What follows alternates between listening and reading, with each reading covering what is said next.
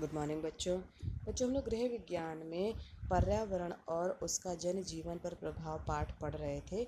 और पिछली कक्षा में हम लोगों ने पर्यावरण की परिभाषा पढ़ी थी, पर्यावरण के प्रकार पढ़े थे और पर्यावरण का जन जीवन पर क्या प्रभाव होता है, प्रत्यक्ष है या अप्रत्यक्ष है, वो पढ़ लिया था। आज की कक्षा में हम लोग पढ़ेंगे पर्यावरण प्रदूषण क्या है। तो पर्यावरण एक प्राकृतिक प्रदत्त कारक है बच्चों, जिसमें विभिन्न घटक परस्पर संतुलन में होते हैं। यानी कि जो भी घटक प्रकृति में उपस्थित है, पर्यावरण में उपस्थित है, वो एक क्या कहते हैं कि संतुलन में उपस्थित होंगे।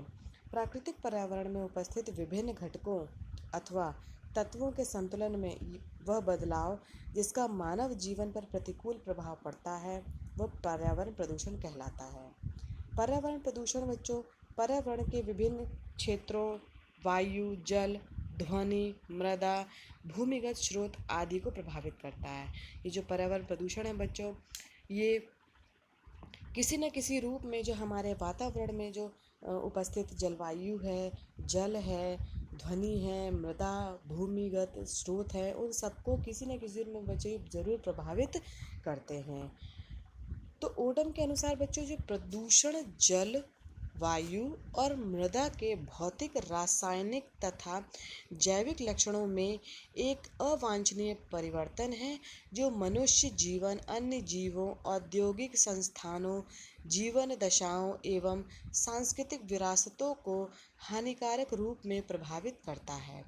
ये प्राकृतिक संसाधनों को नष्ट करता है। यानी कि जो ओडम के अनुसार है, ये प्रदूषण जो है, ये किसी न किसी रूप में जो जल को, वायु को, मृदा को, बहुत उसके जो रासायनिक या भौतिक लक्षण हैं उनको, उनमें अवांछनीय परिवर्तन यानी कि कुछ चेंजेस कर देता है।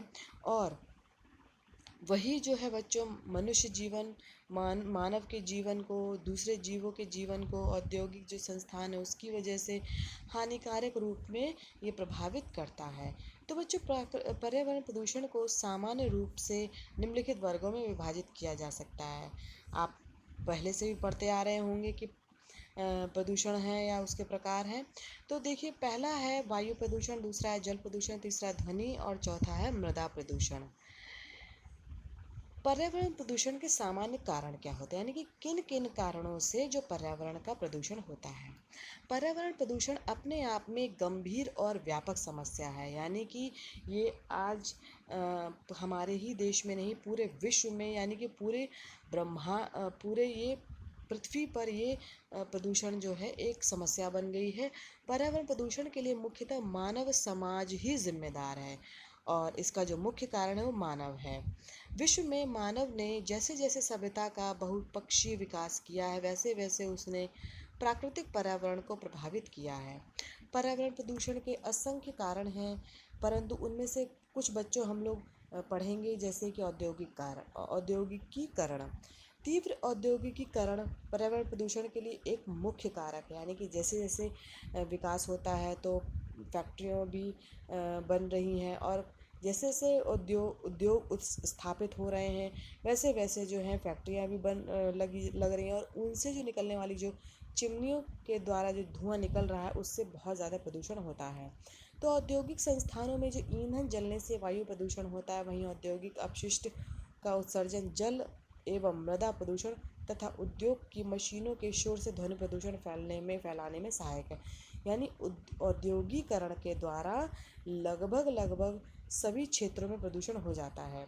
विश्व के हर जगह तीव्र औद्योगिकरण के फलस्वरूप प्रदूषण तेजी से बढ़ रहा है, और यही कारण है कि औद्योगिकरण के द्वारा ही जो है पर्यावरण प्रदूषण हो रहा है। नेक्स्ट है बच्चों नगरीकरण। तो नगरीकरण के परिणाम स्वरूप जनसंख्या के बड़े भाग का नगरीय क्षेत्रों में बसना प्रदूषण का एक मुख्य कारण है। नगरीय क्षेत्रों में विभिन्न उद्योगों की स्थापना, पानी के अतिरेक खपत, परिवहन साधनों के बढ़ते प्रयोग आदि ने प्रदूषण बढ़ाने में महत्वपूर्ण योगदान दिया है। तो जो नगरीय क्षेत्र हैं जहाँ पर जो स्थापित हो रहे हैं, उनकी वजह से क्या हो रहा है, जनसंख्या बढ़ रही है। जब जनसंख्या बढ़ेगी तो वहाँ पे क्या कहते हैं, अपने आप ही लोग उद्योग स्थापित करेंगे, पानी की खपत होगी और भी परिवहन साधन होंगे, तो उससे क्या होगा, प्रदूषण अपने आप ही बढ़ेगा। नेक्स्ट है बच्चों, घरेलू जल मल का अनियमित निष्कासन। आवासीय क्षेत्र में खुले में शौच करने के कारण उत्पन्न दुर्गंध तथा वाहित मल द्वारा वायु, जल एवं मृदा प्रदूषण में बढ़ोतरी होती है। यानी कि इन सब के द्वारा जो है, जब नियमित रूप से जल या घरेलू जो जल मल है उसका अगर निष्कासन नहीं होता है, उससे भी प्रदूषण फैलता है। नेक्स्ट बच्चों, घरेलू अपमार्जकों का प्रयोग। यानी कि घर में प्रयुक्त अनेक अपमार्जक पदार्थ हैं, जैसे कि बच्चों आपके घर में मक्खियों को मारने के लिए उपयोग किए जाने पदार्थ होंगे, मच्छर, खटमल, कॉकरोच, दीमक आदि को नष्ट करने के लिए विभिन्न दवाओं का प्रयोग एवं साबुन, डिटर्जेंट आदि घरों से विसर्जित होकर वायु अथवा जल के माध्यम से हमारे पर्यावरण में मिल जाते हैं और पर्यावरण प्रदूषण में वृद्धि करते हैं बच्चों। नेक्स्ट है बच्चों, दहन एवं धुआं। रसोई घर, उद्योगों, परिवहन के साधनों आदि द्वारा विभिन्न प्रकार की गैसों एवं धुएं में वृद्धि से वायु प्रदूषण बढ़ता है, जो कि हमारे पर्यावरण को नुकसान पहुंचाता है। तो ये जो धुआं है, ये जो घरेलू घर में जो चूल्हे जलते हैं उनकी वजह से जो धुआं हो रहा है, उद्योगों से जो धुआं हो रहा है, इन सब की वजह से बच्चों वायु प्रदूषण बढ़ता है और हमारे पर्यावरण को नुकसान पहुंचता है। कृषि क्षेत्र में कीटनाशकों एवं रासायनिक उर्वरकों का प्रयोग। कृषि कार्य हेतु विभिन्न प्रकार के कीटनाशक एवं रासायनिक उर्वरकों के प्रयोग द्वारा प्रदूषण में वृद्धि हुई है। विभिन्न लाभकारक कीटों को भी कीटनाशकों द्वारा समाप्त किया जाता है। तो आपने देखा ही होगा कि जो कृषि क्षेत्र है, अपने जो किसान लोग होते हैं अपने फसलों को बचाने के लिए अपनी जो फसल होती है उनमें कीटनाशक दवाइयाँ डालते हैं, रासायनिक उर्वरक डालते हैं। तो इससे क्या होता है बच्चों, जब वर्षा होती है तो जल के माध्यम से नदियों में मिल जाते हैं और मृदा से मिलकर जल एवं मृदा प्रदूषण में योगदान प्रदान करते हैं। फिनॉल, मिथॉक्सीक्लोर आदि जो है कीटनाशकों एवं उर्वरकों के प्रमुख उदाहरण हैं जो कि जल प्रदूषण करते हैं। नेक्स्ट बच्चों, वर्षा वृक्षों की अत्यधिक कटाई एवं वन विनाश। वन विनाश के परिणाम स्वरूप वायुमंडल में ऑक्सीजन की मात्रा में कमी आ जाती है। यानी कि जैसे जैसे आप पेड़ों को काटेंगे तो ऑक्सीजन अपने आप ही कट जाएगी। क्यों, हमें पेड़ क्या देते हैं, ऑक्सीजन देते हैं, और क्या ले लेते हैं, कार्बन डाइऑक्साइड। क्योंकि वन वृक्ष ही जहरीली कार्बन डाइऑक्साइड को सोख कर तथा प्राणदायक ऑक्सीजन जो है प्रदान करके वायुमंडल में ऑक्सीजन का संतुलन बनाए रखते हैं। अतः जब वन ही नहीं रहेंगे तो पर्यावरण प्रदूषण अपने आप बढ़ेगा, यानी कार्बन डाइऑक्साइड की मात्रा अपने आप ही बढ़ जाएगी और पर्यावरण अपने आप ही प्रदूषित हो जाएगा। नेक्स्ट है बच्चों, विभिन्न भौतिक सुख सुविधाओं में वृद्धि। वर्तमान समय में प्रयुक्त एसी, फ्रिज, वाटर हीटर आदि से विभिन्न प्रकार की जहरीली गैसें निकलती हैं, जिसके कारण पर्यावरण प्रदूषण में वृद्धि होती है। बच्चों, आप एसी जो है वो मतलब उसमें ठंडी ठंडी हवा ज़रूर आती है, लेकिन उसके कारण क्या होता है कि एसी से निकलने वाली सीएफसी गैस जो है बहुत ही हानिकारक होती है, जो कि वायु को प्रदूषित करती है।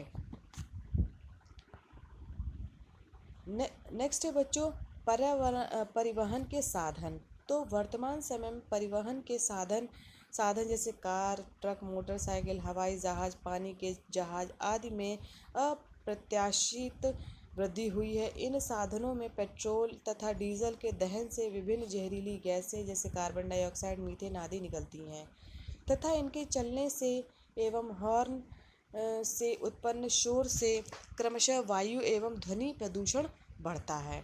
तो इनसे क्या हो रहा है बच्चों, ये सारे किस कारण हो रहा है, परिवहन साधनों की वृद्धि से ही हो रहा है और इसकी वजह से भी बच्चों प्रदूषण होता है। नेक्स्ट है बच्चों, रेडियोधर्मी पदार्थों द्वारा प्रदूषण। यानी कि जो परमाणु ऊर्जा है, परमाणु परीक्षणों आदि से वातावरण में रेडियोधर्मी पदार्थों का समावेश होता है, जो कि पर्यावरण प्रदूषण का एक प्रमुख कारण है। बच्चों, आपको पता है कि जो जो परमाणु परीक्षण होते हैं उनके द्वारा क्या होता है, बहुत सारी जो है परमाणु ऊर्जा निकलती है और साथ ही साथ में रेडियोधर्मी पदार्थ भी निकलते हैं। तो उस कारण जो है पर्यावरण प्रदूषित होता है और इस कारक का पर्यावरण के जीव जंतुओं तथा वनस्पति पर विशेष प्रभाव पड़ता है। जल स्रोतों में कूड़ा करकट तथा मृत शरीर बहाना।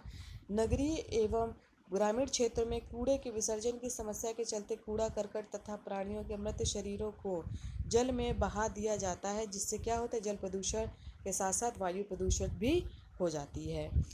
तो ये तो था बच्चों क्या कहते जल पर्यावरण प्रदूषण के जो सामान्य कारण हैं। अब बच्चों देखेंगे कि पर्यावरण प्रदूषण की रोकथाम या आप किस तरीके से नियंत्रण कर सकते हैं, या फिर आप पर्यावरण प्रदूषण को किस तरीके से नियंत्रण कर सकते हैं। तो पर्यावरण प्रदूषण एक गंभीर समस्या है बच्चों। वर्तमान समय में विश्व के समस्त देश इस समस्या को लेकर चिंतित हैं तथा इनके समाधान हेतु प्रयासरत हैं। भारत एवं विश्व में इस समस्या के समाधान हेतु निम्नलिखित प्रयास किए जा रहे हैं, जैसे उद्योगों एवं घरेलू स्तर पर धुएं की निकासी हेतु ऊंची चिमनी का प्रयोग करना, उद्योगों एवं फैक्ट्रियों से निकले अपशिष्ट पदार्थ जल आदि को पूर्ण रूप से उपचारित करने के पश्चात ही निष्कासित करना। तो नेक्स्ट है बच्चों की फैक्ट्रियों एवं उद्योगों की स्थापना आवासीय क्षेत्र से दूर करना, यानी कि जब आप फैक्ट्री को स्थापित कर रहे हैं तो आप जो क्षेत्र है जहाँ पे लोग रहते हैं उनसे बहुत दूर को इन फैक्ट्रियों को लगाना। वाहन प्रदूषण की रोकथाम हेतु वाहन की समय समय पर जांच करवाना, यानी कि अगर आपको वायु प्रदूषण रोकना है तो जो आप वाहन का प्रयोग कर रहे हैं उनका जांच कराते रहना चाहिए, ताकि उससे जो है हानिकारक जहरीली गैसें ना निकलें। ईंधन की कम से कम खपत करना, अनावश्यक ईंधन व्यर्थ ना करना। नेक्स्ट है बच्चों कृषि में जैव उर्वरकों का प्रयोग। जो आप कृषि की जो उत्पादन है उसके लिए आप जो जैव उर्वरक है उनका ही प्रयोग करें, ना कि आप रासायनिक उर्वरकों का प्रयोग करें। परिवहन ईंधन के रूप में सीएनजी, एलपीजी आदि पर्यावरण हितैषी ईंधन को बढ़ावा देना है। ग्रामीण क्षेत्रों में ईंधन हेतु गोबर गैस संयंत्रों की स्थापना करना, यानी कि जो गांव के क्षेत्र हैं जहां पर गोबर गैस स्थापित की जा सकती है वहां पर जो है जो ईंधन है उसके रूप में इसको प्रयोग में लिया जा सकता है। वनों की कटाई को नियंत्रित कर अधिक से अधिक पेड़ लगाने को प्रोत्साहित करना। परमाणु परीक्षण तथा विस्फोटकों पर रोक लगाई जाए, यानी कि जब भी परमाणु परीक्षण हो रहा है तो ऐसा करने से सरकार को रोकना चाहिए। इन सभी उपायों को लागू करके पर्यावरण प्रदूषण की समस्या को धीरे धीरे कम किया जा सकता है। इसके लिए सभी को मिलकर कार्य करना होगा, तभी ये कार्य सफल होगा और प्रदूषण कम हो सकता है। तो बच्चों यहीं आज आपकी कक्षा समाप्त होती है। धन्यवाद बच्चों आज की कक्षा के लिए।